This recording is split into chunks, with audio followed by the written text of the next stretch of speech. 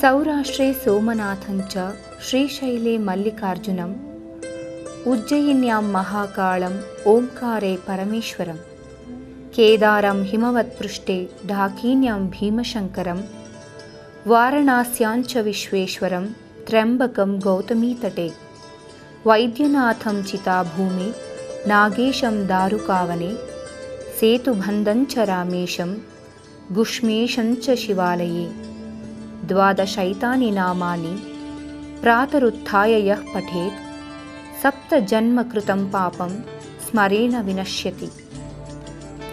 ಹೀಗೆ ದ್ವಾದಶ ಜ್ಯೋತಿರ್ಲಿಂಗಗಳ ಮಹಿಮೆಯನ್ನು ಸಾರುವ ಸ್ತುತಿಯೊಂದಿದೆ.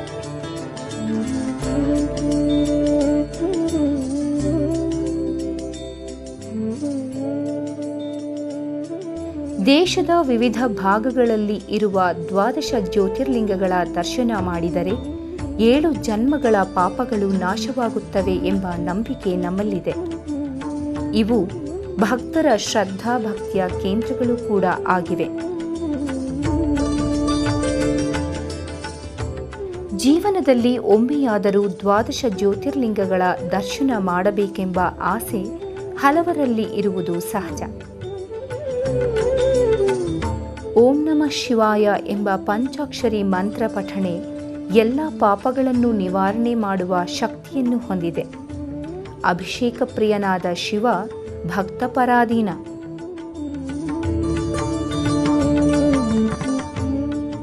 ಈಶ್ವರ ಸರಳತೆಯ ಸಾಕಾರ ಮೂರ್ತಿ. ಯಾವುದೇ ಆಡಂಬರಗಳಿಂದ ಈಶ್ವರನನ್ನು ನಾವು ಕಾಣಲು ಸಾಧ್ಯವೇ ಇಲ್ಲ. ಮಹಾಶಿವರಾತ್ರಿಯ ಪುಣ್ಯ ದಿನದಂದು ಇಡೀ ದಿನ ಉಪವಾಸ ಜಾಗರಣೆಯನ್ನು ಮಾಡಿ ಪರಮೇಶ್ವರನ ಕೃಪೆಗೆ ಪಾತ್ರರಾಗಬೇಕಿದೆ. ಇಂದಿನ ದಿನ ದ್ವಾದಶ ಜ್ಯೋತಿರ್ಲಿಂಗಗಳನ್ನು ದರ್ಶನ ಮಾಡಿದರೆ ಶ್ರೇಷ್ಠತೆ ಸಿಗುತ್ತದೆ ಎಂಬ ನಂಬಿಕೆ ಇದೆ.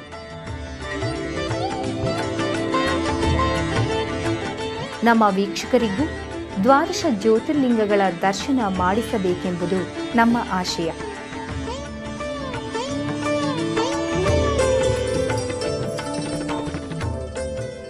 ಬೆಂಗಳೂರು ನಗರಕ್ಕೆ ಸಮೀಪದಲ್ಲಿ ಇರುವ ಕೆಂಗೇರಿಯ ಓಂಕಾರ ಬೆಟ್ಟದ ದರ್ಶನದತ್ತ ನಮ್ಮ ಪಯಣ.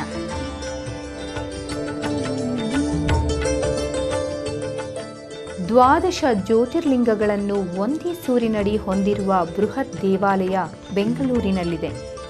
ಅದುವೇ ಓಂಕಾರೇಶ್ವರ ಮಂದಿರ.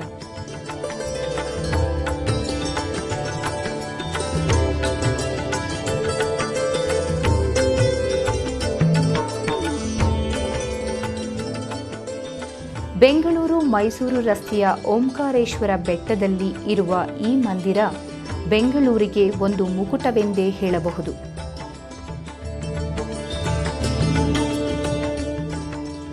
ಎರಡು ದಶಕಗಳ ಹಿಂದೆ ನಿರ್ಮಾಣಗೊಂಡ ಈ ಓಂಕಾರೇಶ್ವರ ಮಂದಿರ ಅನೇಕ ವೈಶಿಷ್ಟ್ಯಗಳಿಂದ ಭಕ್ತರ ಪಾಲಿನ ಶ್ರದ್ಧಾ ಕೇಂದ್ರವಾಗಿದೆ. ಈ ಒಂದು ಆಶ್ರಮವನ್ನು ನಮ್ಮ ಗುರುಗಳಾಗಿರ್ತಕ್ಕಂಥ ಬ್ರಹ್ಮಲೀನ ಸದ್ಗುರು ಶಿವಪುರಿ ಮಹಾಸ್ವಾಮೀಜಿಯವರು ಇದನ್ನು ಸ್ಥಾಪನೆಯನ್ನು ಮಾಡಿದ್ದು 1994ರಲ್ಲಿ ಅವರು ಈ ಒಂದು ಓಂಕಾರಾಶ್ರಮ ಮಹಾಸಂಸ್ಥಾನಕ್ಕೆ ಚಾಲನೆಯನ್ನು ಕೊಟ್ಟರು. ದೇವಿ ಉಪಾಸಕರಾಗಿದ್ದಂಥ 35 ವರ್ಷಗಳ ಕಾಲ ನಿರಂತರವಾಗಿ ಶ್ರೀಚಕ್ರದ ನವಾವರಣ ಪೂಜೆಯನ್ನು ಮಾಡ್ಕೊಂಡು ಬಂದಂಥ ಆ ಮಹಾನ್ ಚೇತನ 2000ನೇ ಇಸ್ವಿಯಲ್ಲಿ ಒಂದು ದೊಡ್ಡ ಒಂದು ಸಂಕಲ್ಪವನ್ನು ಮಾಡಿದ್ರು. ಅದೇನಪ್ಪ ಅಂದರೆ ನೀವೆಲ್ಲರೂ ಈಗ ನೋಡ್ತಾ ಇರ್ತಕ್ಕಂಥ ಈ 12 ದ್ವಾದಶ ಜ್ಯೋತಿರ್ಲಿಂಗ ದೇವಸ್ಥಾನ ದೇಶದ ಎಲ್ಲ ಭಾಗಗಳಲ್ಲೂ ಕೂಡ ಈ ಜ್ಯೋತಿರ್ಲಿಂಗಗಳ ಸ್ಥಾನ ಇದೆ. ಏಕಕಾಲದಲ್ಲಿ ಒಂದೇ ಸೂರಿನಾಡಿಯಲ್ಲಿ ಎಲ್ಲರೂ ಇದನ್ನು ನೋಡ್ತಕ್ಕಂಥ ಭಾಗ್ಯ ನಮ್ಮ ಕರ್ನಾಟಕದವ್ರಿಗೆ ಲಭಿಸಬೇಕು ಅಂತಕ್ಕಂಥ ಒಂದು ಸಂಕಲ್ಪವನ್ನು ತೆಗೆದುಕೊಂಡು ನಮ್ಮ ಗುರುಗಳು ಈ ಒಂದು ಆಲಯವನ್ನು ನಿರ್ಮಾಣ ಕಾರ್ಯಕ್ಕೆ ಪ್ರಾರಂಭ ಹಾಕಿದ್ರು 2000ನೇ ಇಸ್ವಿಯಲ್ಲಿ. ಈ ದೇವಸ್ಥಾನದ ವಿನ್ಯಾಸವನ್ನು ನೋಡಿದಾಗ 2 ಜ್ಯೋತಿರ್ಲಿಂಗಗಳು ದಕ್ಷಿಣ ಭಾರತದಲ್ಲಿದೆ. ಒಂದು ರಾಮೇಶ್ವರ, ಇನ್ನೊಂದು ಆಂಧ್ರ ಪ್ರದೇಶದ ಶ್ರೀಶೈಲ ಮಲ್ಲಿಕಾರ್ಜುನ. ಈ 2 ದೇವಸ್ಥಾನದ ವಿಮಾನ ಗೋಪುರಗಳು ನಮ್ಮ ದಕ್ಷಿಣ ಭಾರತದ ಶೈಲಿಯಲ್ಲೇ ವಿಮಾನ ಗೋಪುರಗಳನ್ನು ನಿರ್ಮಾಣ ಮಾಡಿದಂಥ ನಮ್ಮ ಗುರುಗಳು ಉಳಿದಂಥ 10 ಜ್ಯೋತಿರ್ಲಿಂಗಗಳು ಉತ್ತರ ಭಾರತದಲ್ಲಿರೋದರಿಂದ ಉತ್ತರ ಭಾರತದ ಶೈಲಿಯಲ್ಲಿ ವಿಮಾನ ಗೋಪುರಗಳನ್ನು ಕಟ್ಟಿದ್ದಾರೆ. ಪ್ರಧಾನ ದೇವತೆ ಆಗಿರ್ತಕ್ಕಂಥ ಈ ಓಂಕಾರೇಶ್ವರ ಏನಿದೆ ಅವನ ವಿಮಾನ ಗೋಪುರವನ್ನು 108 ಅಡಿ ಎತ್ತರದಲ್ಲಿ ನಿರ್ಮಾಣ ಮಾಡಿದ್ದಾರೆ. 16ನೇ ತಾರೀಕು 2011 ಫೆಬ್ರವರಿ 16ನೇ ತಾರೀಕು ಈ ದೇವಸ್ಥಾನದ ನಿರ್ಮಾಣ ಸಂಪೂರ್ಣವಾಗಿ ಕುಂಭಾಭಿಷೇಕವನ್ನು ಮಾಡಿ ಲೋಕಾರ್ಪಣೆಯನ್ನು ಮಾಡಿದ್ವಿ.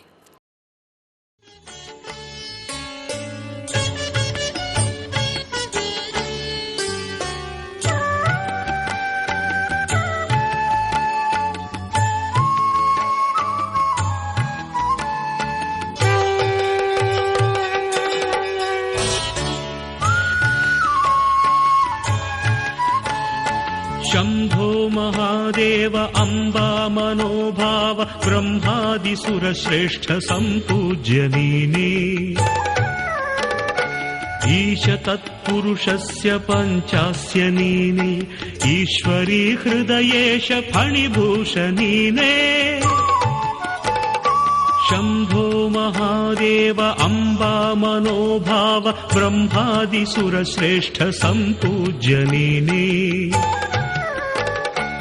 ಈಶ ತತ್ಪುರುಷಸ್ಯ ಪಂಚಾಸ್ಯ ನೀನೇ, ಈಶ್ವರೀ ಹೃದಯೇಶ ಫಣಿಭೂಷ ನೀನೇ.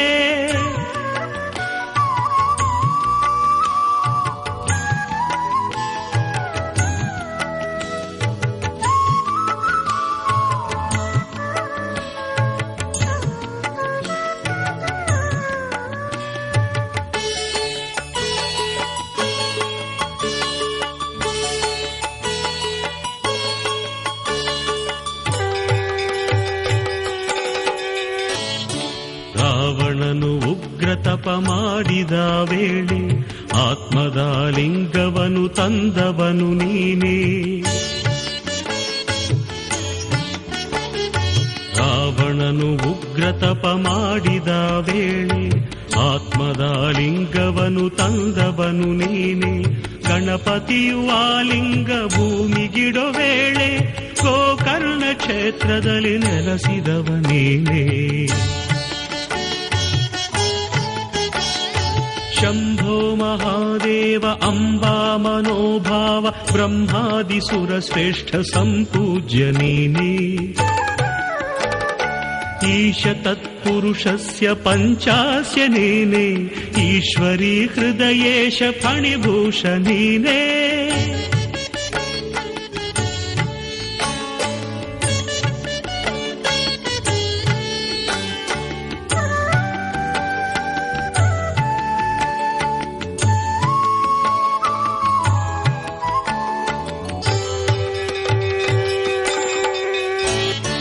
ಶಕ್ತಿಯು ಅಗ್ನಿಯಲ್ಲಿ ಹಾರಿದ ವೇಳೆ ದಕ್ಷನನು ಆಗ್ರಹದೆ ಧ್ವಂಸಗೈದವ ನೀನೆ.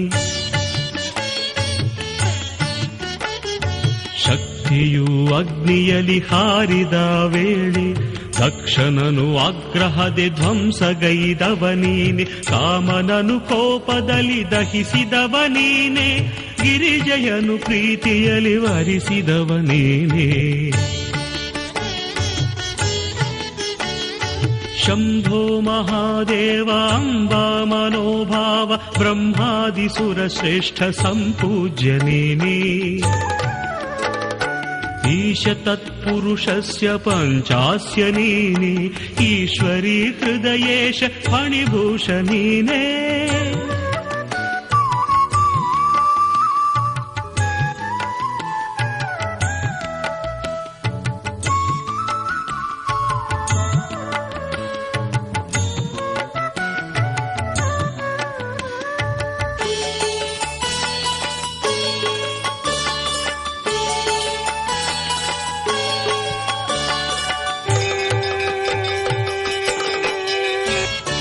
ಹಸುಳೆ ಮಾರ್ಕಂಡೇಯ ಮೊರೆಯಿಟ್ಟ ವೇಳೆ ಕಾಪಾಡೆ ಯಮನನ್ನು ಗೆಲಿದವನು ನೀನೇ.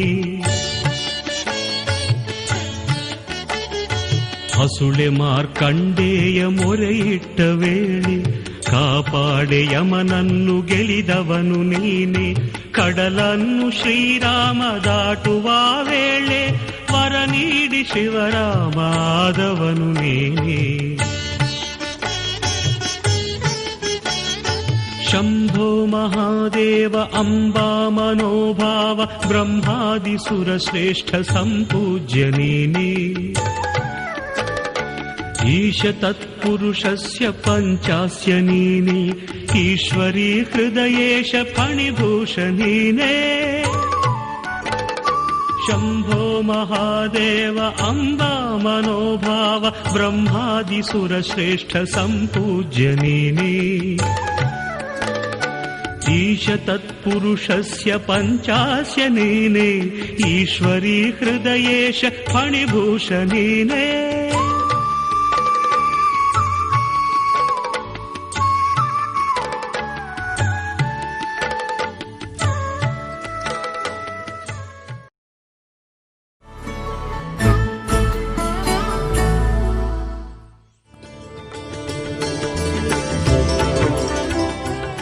ಶ್ರೀ ಶಿವಪುರಿ ಮಹಾಸ್ವಾಮಿಗಳ ದೂರದೃಷ್ಟಿ ಹಾಗೂ ಪರಿಶ್ರಮದ ಪರಿಣಾಮ ದೇವಾಲಯ ನಿರ್ಮಾಣಗೊಂಡಿದೆ.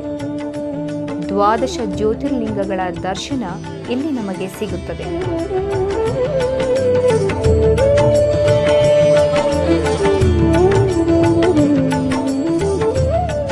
ಪ್ರತಿಯೊಂದು ಜ್ಯೋತಿರ್ಲಿಂಗ ಮಂದಿರಕ್ಕೆ ಪ್ರತ್ಯೇಕ ವಿಮಾನ ಗೋಪುರ ಇರುವುದು ಇಲ್ಲಿನ ವಿಶೇಷತೆ. 12 ಜ್ಯೋತಿರ್ಲಿಂಗಗಳ ಪೈಕಿ 2 ದಕ್ಷಿಣ ಭಾರತದಲ್ಲಿ ಇದ್ದರೆ ಉಳಿದವು ಉತ್ತರ ಭಾರತದಲ್ಲಿ ಇವೆ.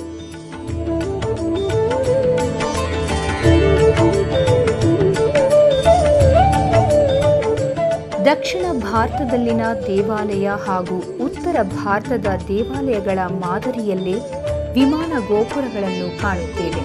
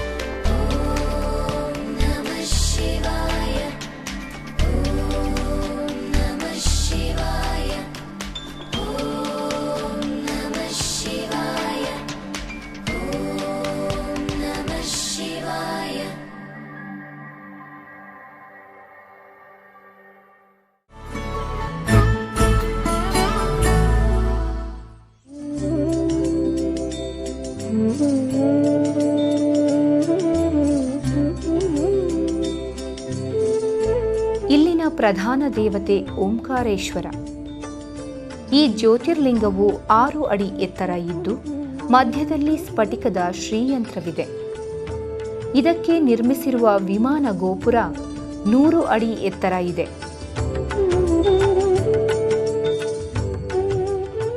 ವೈದ್ಯನಾಥ, ವಿಶ್ವನಾಥ, ಭೀಮಾಶಂಕರ, ತ್ರಯಂಬಕೇಶ್ವರ, ಕೃಷ್ಣೇಶ್ವರ, ರಾಮೇಶ್ವರ, ಸೋಮನಾಥ, ಕೇದಾರನಾಥ, ನಾಗೇಶ್ವರ, ಮಲ್ಲಿಕಾರ್ಜುನ, ಮಹಾಕಾಲೇಶ್ವರ ಜ್ಯೋತಿರ್ಲಿಂಗಗಳು ಓಂಕಾರೇಶ್ವರನನ್ನು ಸುತ್ತುವರೆದಿವೆ.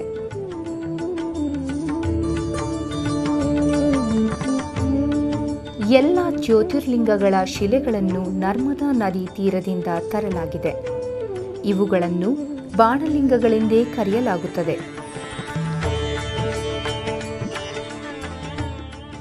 ಇವುಗಳನ್ನು ದರ್ಶನ ಮಾಡಿದರೆ 1 ಕೋಟಿ ವಜ್ರದ ಲಿಂಗಗಳ ದರ್ಶನ ಮಾಡಿದಷ್ಟೇ ಪುಣ್ಯ ಲಭಿಸುತ್ತದೆ ಎನ್ನುತ್ತಾರೆ ದೇವಾಲಯದ ಪೀಠಾಧಿಪತಿ ಸ್ವಾಮಿ ಮಧುಸೂದನಾನಂದಪುರಿ ಸ್ವಾಮೀಜಿ.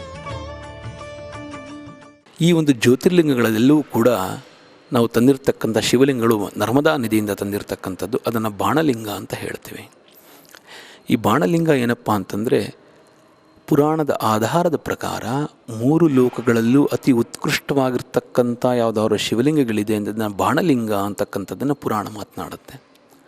1 ಬಾಣಲಿಂಗಕ್ಕೆ ಪೂಜೆಯನ್ನು ಮಾಡಿದ್ರೆ 1 ಕೋಟಿ ವಜ್ರದ ಶಿವಲಿಂಗಕ್ಕೆ ಪೂಜೆಯನ್ನು ಮಾಡಿದ್ರೆ ಏನು ಫಲ ಸಿಗುತ್ತೋ ಆ ಫಲ ಕೇವಲ ಒಂದೇ ಒಂದು ಬಾಣಲಿಂಗಕ್ಕೆ ಮಾಡಿದ್ರೆ ಆ ಫಲ ಸಿಗುತ್ತೆ ಅಂತಕ್ಕಂಥದ್ದು ಪುರಾಣದಲ್ಲಿ ಆಧಾರವಿದೆ.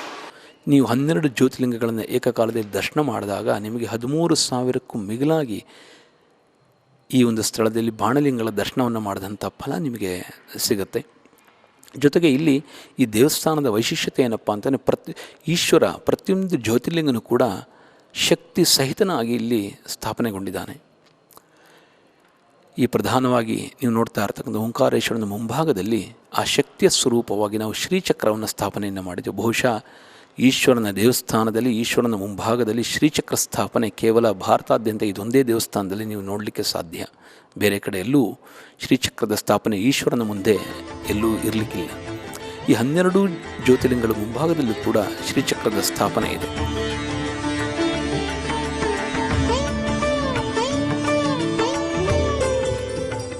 ಇಲ್ಲಿ ವಿದ್ಯಾಗಣಪತಿ, ಸುಬ್ರಹ್ಮಣ್ಯ, ಕಾಲಭೈರವ, ಚಂಡಿಕೇಶ್ವರ ಮತ್ತು 11 ರುದ್ರದೇವತೆಗಳು, 1,000 kg ತೂಕದ ಪಂಚಲೋಹ ನಟರಾಜ ವಿಗ್ರಹ, ಶ್ರೀಯಂತ್ರಗಳು ಇಲ್ಲಿವೆ.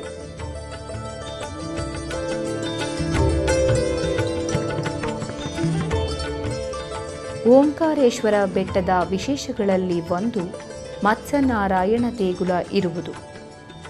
ಇಂತಹ ವಿಶೇಷತೆ ರಾಜ್ಯದ ಯಾವುದೇ ಭಾಗದಲ್ಲಿ ಕಂಡುಬರುವುದಿಲ್ಲ. ಮತ್ಸ್ಯನಾರಾಯಣನ ದರ್ಶನ ಪಡೆದವರು ಇಲ್ಲಿಂದ ವಾಸ್ತುಯಂತ್ರ ಕೊಂಡೊಯ್ದು ಮನೆಗಳಲ್ಲಿ ಅಳವಡಿಸಿದರೆ ಎಲ್ಲ ರೀತಿಯ ವಾಸ್ತುದೋಷಗಳಿಗೆ ಪರಿಹಾರ ಸಿಗುತ್ತದೆ ಎಂಬ ನಂಬಿಕೆ ಇದೆ. ಇದರಿಂದ ಫಲ ಪಡೆದವರು ಅನೇಕರಿದ್ದಾರೆ.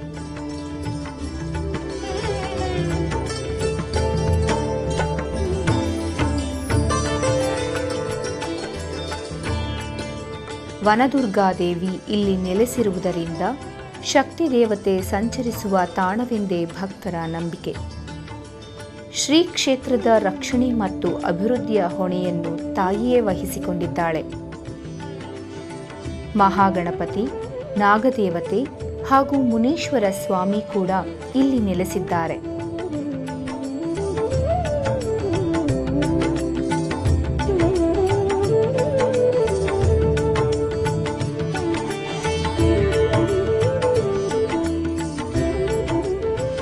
ಕ್ಷೇತ್ರಕ್ಕೆ ಮುಕುಟಪ್ರಾಯದಂತೆ ಕಂಡುಬರುವುದು ಬೃಹದಾಕಾರದ ಗಡಿಯಾರ. ಓಂಕಾರನಾದ, ಶಂಖ, ತಮಟೆ, ಜಾಗಟೆಗಳೊಂದಿಗೆ ಇಂಪಾದ ಧ್ವನಿ ಪ್ರತಿದಿನವೂ ಕೇಳಿಸುತ್ತದೆ.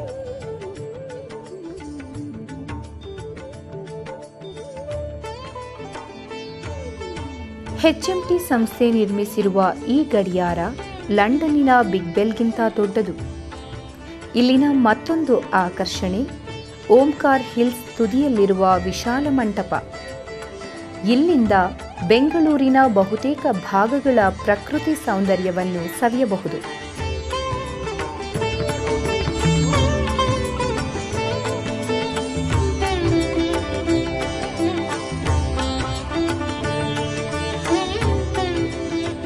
ಕ್ಷೇತ್ರವು ಕೇವಲ ಹಿಂದೂಗಳ ಧಾರ್ಮಿಕ ತಾಣವಾಗಷ್ಟೇ ಉಳಿದಿಲ್ಲ, ಸರ್ವಧರ್ಮ ಸಮನ್ವತೆಯ ಸಂಕೇತವೂ ಕೂಡ ಆಗಿದೆ. ಇಲ್ಲಿ ಮಸೀದಿ, ಚರ್ಚ್, ಗುರುದ್ವಾರಗಳನ್ನು ನೋಡಬಹುದು. ಎಲ್ಲ ಧರ್ಮಗುರುಗಳ ಶಿಲಾ ಪ್ರತಿಮೆಗಳನ್ನು ಪ್ರತಿಷ್ಠಾಪನೆ ಮಾಡಿರುವುದು ವಿಶೇಷ. ಇಂತಹ ವಿಶೇಷತೆಗಳನ್ನು ಬೇರೆಲ್ಲೂ ಕಾಣಲು ಸಾಧ್ಯ ಇಲ್ಲ ಎಂದು ಮಧುಸೂದನಾನಂದಪುರಿ ಶ್ರೀಗಳು ಹೇಳುತ್ತಾರೆ. ಈ ಓಂಕಾರಾಶ್ರಮ ಮಹಾಸಂಸ್ಥಾನಕ್ಕೆ ಅಧಿಷ್ಠಾತ್ರ ದೇವತೆಯಾಗಿ ಈ ಗುಡ್ಡದ ಮೇಲ್ಭಾಗದಲ್ಲಿ ವನದುರ್ಗಾದೇವಿ ಸ್ಥಾಪನೆಯಾಗಿದ್ದಾಳೆ. ಇಲ್ಲಿ ಶಕ್ತಿ ಸಂಚಾರವಿದೆ ಅಂತ ನನ್ನ ಗುರುಗಳು ಯಾವಾಗಲೂ ಹೇಳ್ತಾ ಇರೋರು. ಅವರ ಇಷ್ಟದಂತೆ ಅಲ್ಲಿ ಒಂದು ಸಾಂಕೇತಿಕವಾಗಿ ದುರ್ಗೆಯನ್ನು ಸ್ಥಾಪನೆಯನ್ನು ಮಾಡಿದ್ದೀವಿ. ಆ ದುರ್ಗೆಯ ಸುತ್ತು ಸಂಪೂರ್ಣ 4 ದಿಕ್ಕುಗಳಲ್ಲೂ ಕೂಡ ಎಲ್ಲ ಧರ್ಮದ ಬೌದ್ಧ, ಜೈನ, ಗುರುಗ್ರಂಥ್ ಸಾಹೇಬು, ನಮ್ಮ ಹಿಂದೂ ಸಂಪ್ರದಾಯದ ಪ್ರಧಾನ 3 ಆಚಾರ್ಯರು, ಮಧ್ವಶಂಕರ ರಾಮಾನುಜಾಚಾರ್ಯರು, ಒಂದು ಚಿಕ್ಕದಾಗಿರ್ತಕ್ಕಂಥ ಒಂದು ಜೀಸಸ್ ಕ್ರೈಸ್ಟ್, ಒಂದು ಮೊಹಮ್ಮದ್ ಅವ್ರದ ಒಂದು ಎಲ್ಲವೂ ಕೂಡ ಒಂದು ಮಿನೇಚರ್, ಒಂದು ಸಣ್ಣ ಸಣ್ಣ ಪ್ರಮಾಣದಲ್ಲಿ ಒಂದು ದೇವಸ್ಥಾನ ಆಲಯಗಳನ್ನು ಕೂಡ ಇಲ್ಲಿ ಕಟ್ಟಿದ್ದೇವೆ. ಆ ಸರ್ವಧರ್ಮ ಸಮನ್ವಯ ಸ್ಮಾರಕ ಮಂಟಪದ ಹಿಂಭಾಗದಲ್ಲಿ ಮತ್ಸ್ಯನಾರಾಯಣ ಸ್ವಾಮಿ ದೇವಸ್ಥಾನವಿದೆ. ಈ ಮತ್ಸ್ಯನಾರಾಯಣ ಸ್ವಾಮಿ ಅಂತಂದರೆ ವಿಷ್ಣುವಿನ ಮೊದಲನೇ ಅವತಾರ. ಕರ್ನಾಟಕದಲ್ಲಿ ಕೇವಲ ಇಲ್ಲೊಂದೇ ಕಡೆ ನೀವು ಆ ಒಂದು ದೇವಸ್ಥಾನದ ದರ್ಶನವನ್ನು ಮಾಡಲಿಕ್ಕೆ ಸಾಧ್ಯ. ಈ ಮತ್ಸ್ಯನಾರಾಯಣನಿಗೆ ಪೂಜೆಯನ್ನು ಮಾಡಿದ್ರೆ ಮನೆಯಲ್ಲಿರ್ತಕ್ಕಂಥ ವಾಸ್ತುದೋಷ ನಿವಾರಣೆ ಆಗುತ್ತೆ ಅಂತಕ್ಕಂಥದ್ದು ಮತ್ಸ್ಯ ಪುರಾಣದಲ್ಲಿ ಉಲ್ಲೇಖವಿದೆ.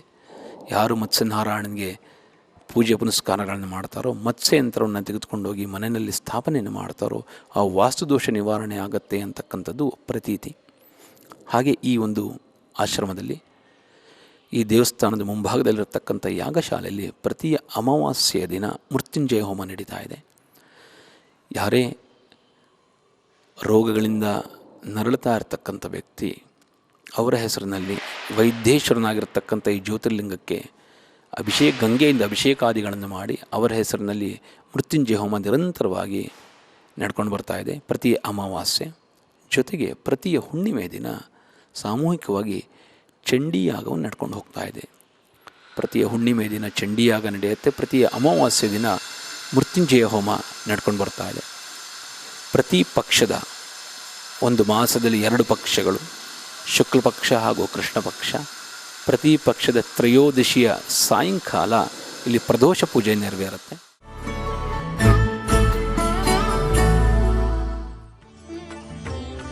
ಇಲ್ಲಿ ಪ್ರತಿದಿನ ರುದ್ರಾಭಿಷೇಕ, ಹಬ್ಬಗಳಂದು ಹೋಮ ಹವನಾದಿಗಳು ನಡೆಯುತ್ತವೆ. ಪ್ರದೋಷ ಪೂಜೆ ಹಾಗೂ ಸಂಕಷ್ಟಹರ ಗಣಪತಿ ವ್ರತ, ನವದುರ್ಗಾ ಹೋಮವನ್ನು ನಡೆಸಲಾಗುತ್ತದೆ. ಶಿವರಾತ್ರಿಯಂದು ಭಕ್ತರು ಓಂಕಾರೇಶ್ವರನಿಗೆ ಅಭಿಷೇಕ ಮಾಡಲು ಇಲ್ಲಿ ಅವಕಾಶ ಇದೆ. ದೇವಸ್ಥಾನದ ಹೊರಭಾಗದಲ್ಲಿ ಬಂದಾಗ ಆ ಧ್ಯಾನ ಮಂದಿರದ ಹೊರಭಾಗದಲ್ಲಿ ವಿಷ್ಣುವಿನ ಅವತಾರಗಳನ್ನು ನಾವು ಹಾಕಿದ್ದೇವೆ. ಒಳಕ್ಕೆ ಬಂದಾಗ ಎಲ್ಲ ಗೋಡೆಗಳಲ್ಲೂ ಕೂಡ ಸಪ್ತ ಋಷಿಗಳನ್ನು ಇಟ್ಟಿದ್ದೇವೆ. ಏನಕ್ಕೆ ಸಪ್ತ ಋಷಿಗಳನ್ನು ಇಟ್ಟಿದ್ದೇವೆ ಅಂತಂದರೆ, ಯುಗದಿಂದ ಯುಗಕ್ಕೆ ನಮ್ಮ ಪರಂಪರೆಯನ್ನು, ನಮ್ಮ ಸಂಸ್ಕಾರವನ್ನು, ನಮ್ಮ ಪದ್ಧತಿಯನ್ನು ಯುಗದಿಂದ ಒಂದು ಯುಗಕ್ಕೆ ತೆಗೆದುಕೊಂಡು ಹೋಗ್ತಾ ಇರತಕ್ಕಂಥದ್ದು ಸಪ್ತರ್ಷಿಗಳು ಮಾತ್ರ ತೆಗೆದುಕೊಂಡು ಹೋಗ್ತಾ ಇರತಕ್ಕಂಥದ್ದು. ಗುರುವಿಗೆ ಬಹಳ ಮಹತ್ವ ಇದೆ. ಆ ಕಾರಣದಿಂದ ಆ ಸಪ್ತರ್ಷಿಗಳ ಒಂದು ವಿಗ್ರಹಗಳನ್ನು ಅಲ್ಲಿ ಸ್ಥಾಪನೆ ಮಾಡಿದ್ದೇವೆ. ಏಕಂ ಸತ ವಿಪ್ರ ಬಹುಧಾ ವದಂತಿ ಅಂತ ಹೇಳಿದಾಗೆ ಇರ್ತಗ ಶುದ್ಧ ನಿತ್ಯ ಶುದ್ಧ ಬುದ್ಧ ಮುಕ್ತ ಸ್ವಭಾವನಾಗಿರ್ತಕ್ಕಂಥ ಆ ಚೈತನ್ಯ ಸ್ವರೂಪಿ ಕೇವಲ ಒಂದು ಅಂತ. ಅದನ್ನು ತಿಳಿದಿರ್ತಕ್ಕಂಥವ್ರು ಹಲವಾರು ಅಂತ ಹೇಳ್ತಾರೆ. ಆದರೆ ಇರ್ತಕ್ಕಂಥದ್ದು ಕೇವಲ ಒಂದೇ ಒಂದು. ಅದು ಶುಭ್ರವಾಗಿರ್ತಕ್ಕಂಥದ್ದು, ನಿತ್ಯವಾಗಿರ್ತಕ್ಕಂಥದ್ದು. ಆ ಶುಭ್ರತೆಗೆ, ನಿತ್ಯಕ್ಕೆ ಪ್ರತೀಕವಾಗಿ ನಾವು ಸ್ಫಟಿಕದ ಶಿವಲಿಂಗವನ್ನು ಇಟ್ಟಿದ್ದೇವೆ. ಆ ಸ್ಫಟಿಕದ ಶಿವಲಿಂಗದ ಕೆಳಭಾಗದಲ್ಲಿ ಈ ಗುರುಗಳು, 4 ಯುಗದ ಗುರುಗಳು ಕೂಡ, ಹೀಗೆ ಕಲಿಯುಗದ ಗುರುಗಳು ಕೂಡ ಅಲ್ಲಿ ಸ್ಥಾಪನೆ ಆಗಿರ್ತಕ್ಕಂಥದ್ದು. ಅದರ ಆ ಇಡೀ ಸಂಪೂರ್ಣ ಪೀಠ ಒಂದು ಆದಿಶೇಷ ಎತ್ತಿ ಹಿಡ್ಕೊಂಡಿದ್ದಾನೆ. ಭೂಮಂಡಲವನ್ನು ಯಾವ ರೀತಿ ಆದಿಶೇಷ ಎತ್ತಿ ಹಿಡಿದಿದ್ದಾನೋ ಆ ರೀತಿ ಸಂಪೂರ್ಣ ಈ ಶಿವಲಿಂಗವನ್ನು, ಗುರುಗಳನ್ನು ಕೂಡ ಎತ್ತಿ ಹಿಡ್ಕೊಂಡಿರ್ತಕ್ಕಂಥವನು ಆದಿಶೇಷ. ಆದಿಶೇಷನಾಗಿರ್ತಕ್ಕಂಥವನು ಕುಂಡಲಿನಿಯ ಸ್ವರೂಪನಾಗಿರ್ತಕ್ಕಂಥವನು, ಕುಂಡಲಿನಿ ಶಕ್ತಿಯ ಸ್ವರೂಪ ಅದು. ಆದ್ದರಿಂದ ಆ ಧ್ಯಾನ ಮಂದಿರದಲ್ಲಿ ಯಾರು ಧ್ಯಾನವನ್ನು ಮಾಡ್ತಾರೆ, ಕುಂಡಲಿನಿ ಬಹಳ ಬೇಗ ಜಾಗೃತವಾಗುತ್ತೆ. ಅದರ ಪ್ರತೀಕವಾಗಿ ಅಲ್ಲಿ ಆದಿಶೇಷನ, ಆ ಕುಂಡಲಿನಿ ಶಕ್ತಿಯನ್ನು ನಾವು ಸ್ಥಾಪನೆ ಮಾಡಿರ್ತಕ್ಕಂಥದ್ದು. ಆ ಶ್ರೀಶ್ವರನ ಕೆಳಭಾಗದಲ್ಲೂ ಕೂಡ 35 ವರ್ಷ ನಿರಂತರವಾಗಿ ನವಾವರಣ ಪೂಜೆ ನಡೆದಂಥ ಆ ಒಂದು ಶ್ರೀಚಕ್ರದ ಸ್ಥಾಪನೆ ಕೂಡ ಆ ಒಂದು ಕೆಳಭಾಗದಲ್ಲಿ ಆಗಿದೆ. ಅದರ ಮೇಲುಭಾಗದಲ್ಲಿ ಎಲ್ಲೂ ಕೂಡ ಸ್ಫಟಿಕದ ಶಿವಲಿಂಗ ಸ್ಥಾಪನೆ ಆಗಿರ್ತಕ್ಕಂಥದ್ದು.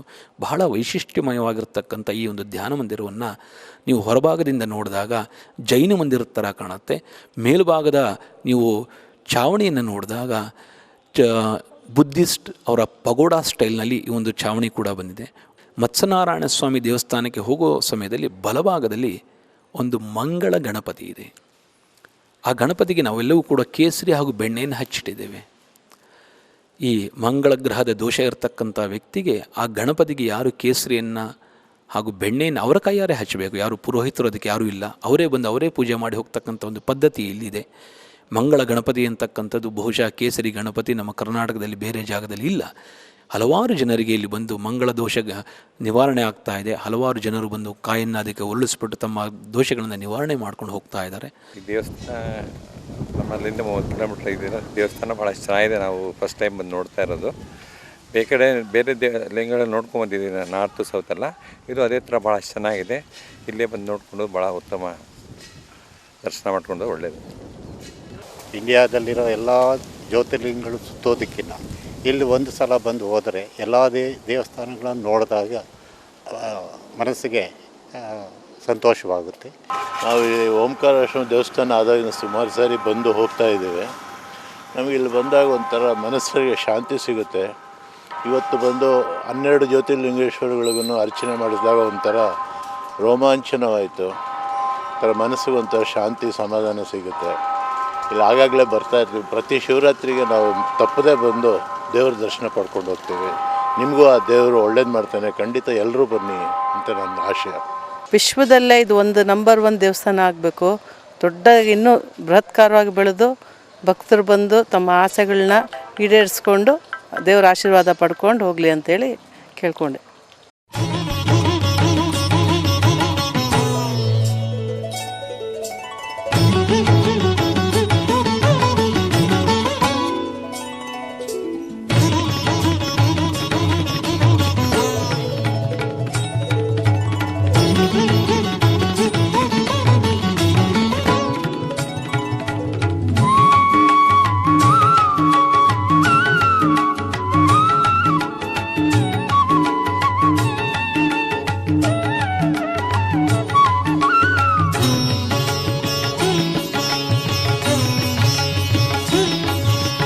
ಅವಮೋಚಕ ಭಗವತ ಶಾಸ್ತ್ರವ ಅವನೀಶಗೆ ಪೇಳ್ದವ ನೀನಲ್ಲವೇ ಶಿವನೇ. ಶಿವನೇ ನಾ ನಿನ್ನ ಸೇವಕನಯ್ಯ. ಶಿವನೇ ನಾ ನಿನ್ನ ಸೇವಕನಯ್ಯ. ದುರ್ಮನ ಬಿಡಿಸಯ್ಯ, ದುರ್ಮನ ಬಿಡಿಸಯ್ಯ. ಶಿವನೇ ನಾ ನಿನ್ನ ಸೇವಕನಯ್ಯ.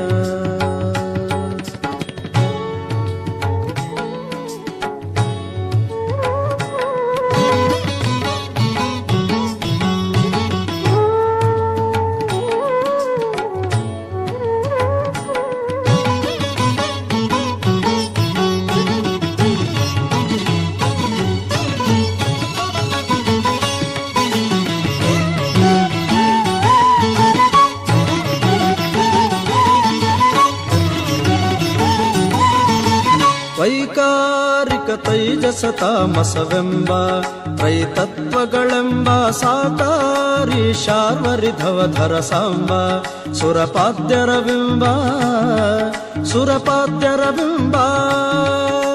ವೈಕಲ್ಯಾಸ್ಪದವ ಕಳೆದೊಮ್ಮೆಗೆ ವೈಕುಂಠಕ್ಕೆ ಕರೆದೊಯ್ಕರಿಗೊರಳ ಶಿವನೇ. ಶಿವನೇ ನಾ ನಿನ್ನ ಸೇವಕನಯ್ಯ. ದುರ್ಮನ ಬಿಡಿಸಯ್ಯ. ಶಿವನೇ ನಾ ನಿನ್ನ ಸೇವಕನಯ್ಯ.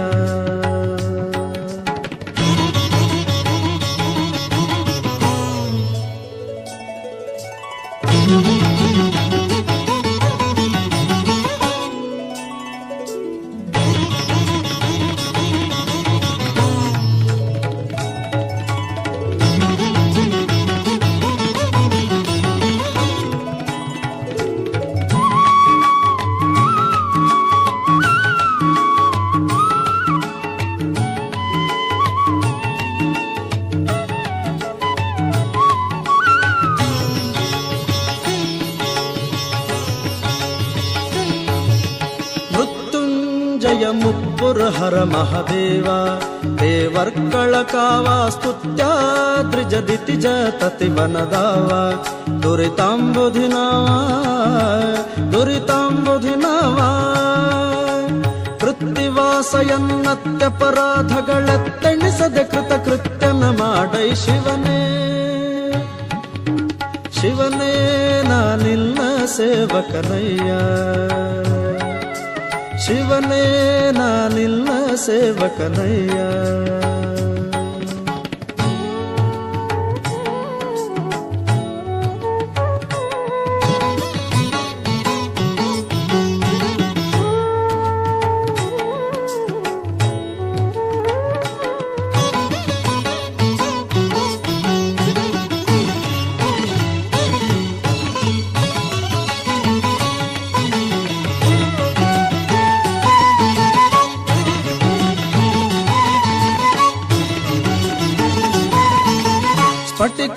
ಸ್ಫಟಿಕಾಭಕಪಾಲಿಕಾ ಮಿತ ಫಲದ ಫಲ್ಗುಣ ಸಖ ಶ್ರೀದ ವಿಠಲಾಶ್ರಯ ವಿತ್ತಪ ಮಿತ್ರ ದ್ವಿರದ ಚರ್ಮಾಂಬರನಾದ ಕುಟಿಲ ರಹಿತ ದುರ್ಜಟಿ ವೃಷಭಧ್ವಜ ನಿಟಿಲ ನಯನ ಸಂಕಟವ ನಿವಾರಿಸೋ ಶಿವನೇ ನಾನಿನ್ನ ಸೇವಕನಯ್ಯ ಶಿವನೇ ನಾನಿನ್ನ ಸೇವಕನಯ್ಯ ದುರ್ಮನ ಬಿಡಿಸಯ್ಯ ಶಿವನೇ ನಾನಿನ್ನ ಸೇವಕನಯ್ಯ ನಾನಿನ್ನ ಸೇವಕನಯ್ಯ ನಾನಿನ್ನ ಸೇವಕನಯ್ಯ. ಮಹಾಶಿವರಾತ್ರಿಯ ದಿನ ಈಶ್ವರ ಪಾರ್ವತಿಯನ್ನು ಮದುವೆ ಮಾಡಿಕೊಂಡಂಥ ದಿನ ಅಂತಲೂ ಹೇಳ್ತಾರೆ. ಜೊತೆಗೆ ಶಿವಪಾರ್ವತಿಯರು ಸೇರಿ ನೃತ್ಯವನ್ನು ಮಾಡಿದಂಥ ದಿನ, ತಾಂಡವಾಡಿದಂಥ ದಿನ ಅಂತ ಕೂಡ ಹೇಳ್ತಾರೆ. ಆದ್ದರಿಂದ ಮಹಾಶಿವರಾತ್ರಿಯ ದಿನ ಯಾರು ಜಾಗರಣೆಯನ್ನು ಮಾಡಿ ಸಂಪೂರ್ಣವಾಗಿ ಉಪವಾಸವನ್ನು ಮಾಡಿ ಜಾಗರಣೆಯನ್ನು ಮಾಡಿ ಈ ಜ್ಯೋತಿರ್ಲಿಂಗಗಳ ದರ್ಶನವನ್ನು ಮಾಡ್ತಾನೆ, ಅವನಿಗೆ ಇಹಲೋಕ ಪರಲೋಕಗಳು ಕೂಡ ಒಳ್ಳೆಯ ಊರ್ಧ್ವಗತಿ ಆಗುತ್ತೆ ಅಂತಕ್ಕಂಥದ್ದು ಉಲ್ಲೇಖವಿದೆ. ಈ ಇಹಲೋಕದಲ್ಲಿ ಏನಾದರೂ ಕಷ್ಟ ಕಾರ್ಪಣ್ಯಗಳಿದ್ದರೆ ಆ ಕಷ್ಟ ಕಾರ್ಪಣ್ಯಗಳು ಕೂಡ ಎಲ್ಲವೂ ಕೂಡ ಕಳೆದು ಅವನಿಗೆ ಮುಕ್ತಿ ಸಿಗುತ್ತೆ, ಜ್ಞಾನ ಸಿಗುತ್ತೆ, ಸಂಪತ್ತು ಸಿಗುತ್ತೆ ಅಂತಕ್ಕಂಥದ್ದಕ್ಕೆ ಪುರಾಣಗಳ ಹಲವಾರು ಆಧಾರಗಳಿದೆ. ಈ ಶಿವರಾತ್ರಿಯ ದಿನ ವಿಶೇಷ ಏನಪ್ಪ ಅಂತಂದರೆ, ಈ ನಮ್ಮ ದೇವಸ್ಥಾನದಲ್ಲಿ ನೀವು ನೋಡಿರ್ತಕ್ಕಂಥ ಈ ಪ್ರಧಾನ ದೇವಾಲಯದ ಆಲಯದೊಳಗಡೆ ಬರ್ತಕ್ಕಂಥ ಪ್ರತಿಯೊಬ್ಬ ಭಕ್ತಾದಿಗಳನ್ನು ಕೂಡ ನಾವು ಒಳಗೆ ಬಿಡ್ತಾ ಇದ್ದೀವಿ. ಜಾತಿ ಮತ ಭೇದ ಯಾವುದನ್ನೂ ನೋಡದೆ, ಗಂಡಸು ಹೆಂಗಸು ಅಂತಕ್ಕಂಥದ್ದನ್ನು ನೋಡದೆ, ಅವನು ಯಾರೇ ಇರ್ಬೋದು, ಪ್ರತಿಯೊಬ್ಬ ವ್ಯಕ್ತಿಯೂ ಕೂಡ ಈ ದೇವಸ್ಥಾನದ ಒಳಭಾಗಕ್ಕೆ ಮುಟ್ಟಿ ಅವನ ಕೈಯಾರ ಈಶ್ವರನ ಮುಟ್ಟಿ ಹೊರಗಡೆ ಬರ್ತಕ್ಕಂಥ ಒಂದು ಅಭ್ಯಾಸವನ್ನು ನಾವಿಲ್ಲಿ ವರ್ಷದಲ್ಲಿ ಒಂದು ದಿನ ಮಾಡ್ಕೊಂಡು ಬರ್ತಾಯಿದ್ದೀವಿ. ಇದು ನಮ್ಮ ಗುರುಗಳ ಕನಸಾಗಿತ್ತು. ಅವರ ಕನಸಿನಂತೆ ಈ ಒಂದು ಕಾರ್ಯ ನಡ್ಕೊಂಡು ಬರ್ತಾ ಇದೆ. ತಾವೆಲ್ಲರೂ ಕೂಡ ಈ ಶಿವರಾತ್ರಿಯ ದಿನ ಈಗ ನೀವು ನೋಡ್ತಾ ಇರೋ ಹೋಗಿ ಹಲವಾರು ಜನ ಒಳಗೆ ಹೋಗಿ ಪೂಜೆಯನ್ನು ಮಾಡ್ತಾರೆ. ಅದನ್ನು ತಾವು ಕೂಡ ಬಂದು ತಮ್ಮ ಕೈಯಲ್ಲಿ ಈಶ್ವರನ ಮುಟ್ಟಿ ತಾವು ಕೂಡ ಪುನೀತರಾಗಬೇಕು ಅಂತ ಹೇಳಲಿಕ್ಕೆ ಇಷ್ಟಪಡ್ತೇನೆ.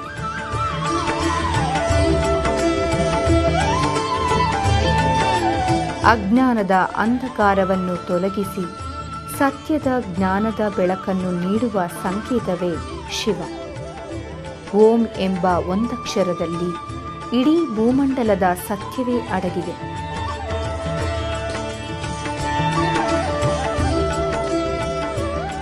ಈ ಪವಿತ್ರ ದಿನದಂದು 12 ಜ್ಯೋತಿರ್ಲಿಂಗಗಳ ದರ್ಶನ ಮಾಡಿದ ನಾವೇ ಭಾಗ್ಯವಂತರು.